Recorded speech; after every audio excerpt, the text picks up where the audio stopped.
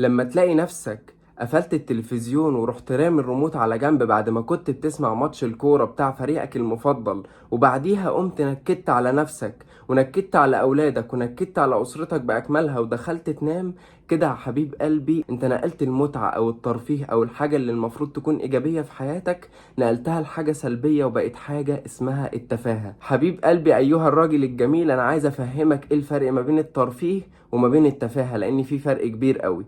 الترفيه ده حاجة إيجابية جدا بتساعدنا في كل حاجاتنا في حياتنا. الترفيه ده حاجة لابد منها في حياتنا. الترفيه دوت حاجة بتعملها عشان ترفه بيها عن نفسك، عشان تقوم تاني وتكمل رسالتك وتكمل هدفك في الحياة.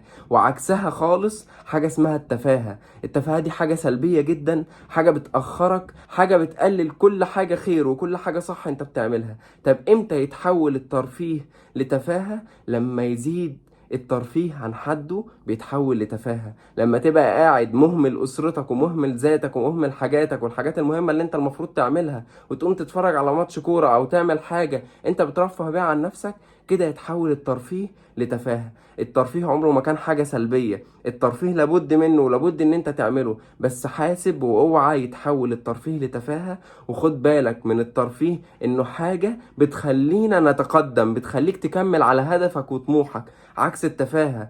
اوعى تكون من الناس اللي بيشتغلوا حياتهم كلهم علشان يحاولوا يعيشوا سعداء. اوعى تكون من الناس اللي بيشتغلوا علشان يرفهوا عن نفسهم. رفه عن نفسك شوية علشان تقوم وتشتغل وتكمل. المعادلة كده مش العكس. اوعى تكون من الناس العكس. والله لو خدنا الترفيه بمحمل جيد في حياتنا وخدناه بالصورة الإيجابية، صدقني هيزقك لقدام جدا وهيزق معاك في حياتك في كل حاجة. ولو حابين نتكلم في الموضوع دوت بشكل أكبر قولي في الكومنتات تحت، ولو عجبك المحتوى دوس لايك وشير عشان تدعمني.